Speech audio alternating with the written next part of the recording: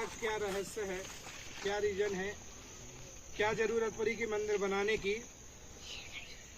घर में भी मंदिर हो सकता था, मन में भी मंदिर है, भगवान मन में भी है, लेकिन अलग से मंदिर, इतने बड़े बड़े मंदिर, इतनी बड़ी बड़ी मूर्तियां अलग से क्यों विराजमान की गई, इसका क्या रीजन है। तो ऑस्ट्रेलिया के एक साइंस ने भी इसका सर्च किया कि मंदिर क्यों होना चाहिए, और जैन दर्शन भी क्या कहता है कि जो मंदिर में मूर्तियां हैं, उन मंदिरों की मूर्तियों में तरंगे निकलती हैं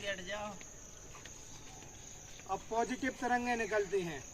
जब मुनिराज सूर्य मंत्र देते हैं, आचार्य भगवान लोग सूर्य मंत्र देते हैं, जब उनको मंत्रों से पत्थर को प्रभावित कर देते हैं तो उसमें से रेस निकलना प्रारंभ हो जाती है, और हर इंसान के अंदर से भी रेस निकलती है, एक नेगेटिव और एक पॉजिटिव।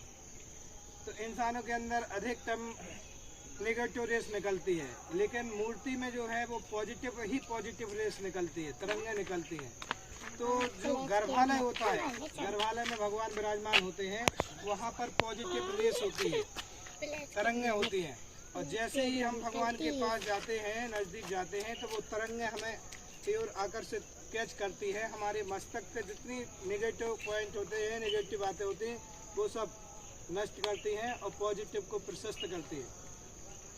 मूर्ति के सामने कभी देखना, आपका मन कभी अशांत हो, गुस्सा आ रहा है, क्रोध आ रहा हो, और 2 मिनट के लिए मूर्ति के सामने बिल्कुल खड़े हो जाना, कुछ नहीं, सिर्फ खड़े होकर के देखना, अपने आप मन में बिल्कुल शांति आ जाएगी, और जो आक्रोश आ रहा था वो अपने आप शीतलता को प्राप्त है, क्योंकि जो तरंगे हैं वो प्रभाव करना प्रारंभ कर देती हैं। तो एनर्जी का प्रभाव पड़ता है, वह एनर्जी ऊपर से भी आ रही है, मूर्तियों में भी है।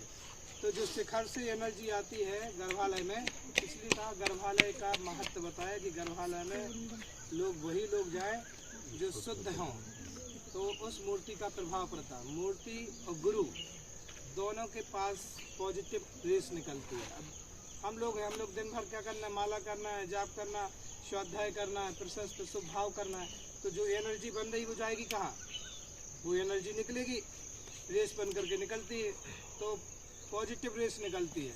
तो गुरु के चरण पढ़ो तो अंगूठे से पढ़ो, अंगूठे को छुओ और अपने मस्तक को लगाओ। रेस जब भी निकलती है तो इन नाखूनों से ही रेस निकलती है।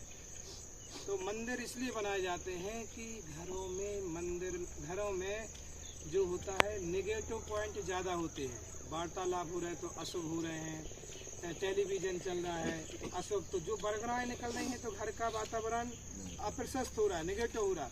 तो जो अपन प्रशस्त लेना चाहते हैं वो प्रशस्त नहीं हो। मंदिर एक ऐसा पॉइंट है जहाँ पर देवतागण भी आकर के वहाँ पूजा पाठ करते हैं अदृश्य रूप में, तो वहाँ की एनर्जी पॉजिटिव होती है, इसलिए मंदिर में जाकर के उस एनर्जी को लेते हैं अपन, और मंदिर में भगवान के समक्ष जो एनर्जी निकल रही वो एनर्जी हमारे अंदर आती। इसलिए कहा है एक बार भगवान के दर्शन करने का फल, एक बार भगवान के दर्शन करने का फल 1000 उपवासों का फल है।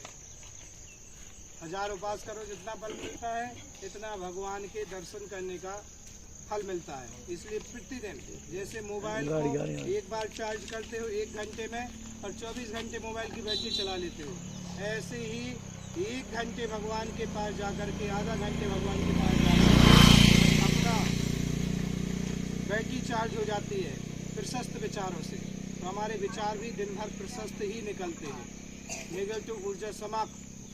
तो ये जैसे मोबाइल को चार्ज करने के लिए प्लग में लगाना ही पड़ता है, ऐसे अपनी बैटरी को प्रशस्त विचारों को लाने के लिए भगवान के पास जाना ही पड़ेगा।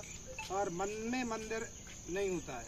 भोजन जो करते हैं हम, भोजन कहीं घर में एक स्थान नियुक्त होता है कि हमें बेडरूम, डाइनिंग टेबल पर या रसोई घर में जहाँ पर है स्थान, वहीं भोजन करते हैं। ऐसा नहीं कि थाली ले जा करके तुम बाथरूम में बैठ जाओ नहीं करते ना। तो ऐसे ही एक मंदिर एक नियुक्त स्थान बना दिया, वहाँ प्रशस्त वातावरण है और वहाँ की एनर्जी प्रशस्त है, इसलिए मंदिर में भगवान के दर्शन करने जरूर जाना चाहिए, जिससे हमारी एनर्जी पॉजिटिव होती है, प्रशस्त विचार होते हैं 24 घंटे में एक बार। लेकिन बस भगवान के पास जाओ, लेकिन इधर उधर की बातें नहीं लगाओ, यहाँ वहाँ का दिमाग नहीं लगाओ, सिर्फ भगवान को देखो। और आप 2-5 मिनट के लिए गए, लेकिन भगवान में इतने मस्त हो जाइए कि आप और भगवान के अलावा तीसरा कोई ना हो। बस आपकी दृष्टि भगवान से मिले, उनकी छवि को इतना निहारो कि उसकी एनर्जी अपने अंदर आ जाए। इस भावना से मंदिर बनाए जाते हैं। मंदिर में प्रशस्त एनर्जी होती है। मन में मंदिर नहीं होता है, मन में मंदिर भगवान नहीं होते हैं। यदि मन में ही होने लगे तो फिर इन मंदिरों की जरूरत क्या पड़ेगी। यहाँ के वातावरण से मन के वातावरण को प्रशस्त कर लेते हैं, तब उनके लिए है, मुनिराजों के लिए अप्पा सो परमप्पा, आत्मा ही परमात्मा है जब ध्यान करते। इस प्रकार से मंदिर का महत्व है, सब लोग जाने और रोज मंदिर जाए।